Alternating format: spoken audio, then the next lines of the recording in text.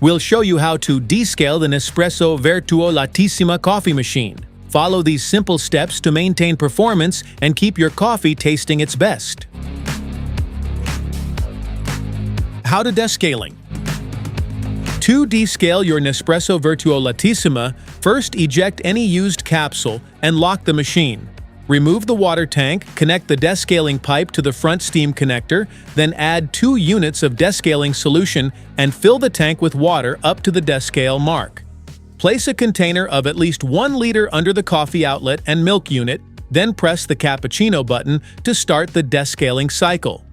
Once the water tank is empty and the first stage is complete, empty and rinse the drip tray, capsule container, maintenance module, and water tank. Refill the tank with fresh water up to the max level, place all parts back, and position the container under the outlets again. Press the latte macchiato button to start the rinsing cycle.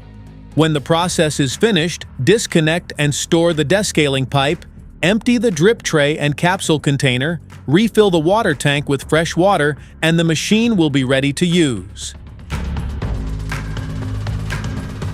That's it for today's video. Thanks for watching.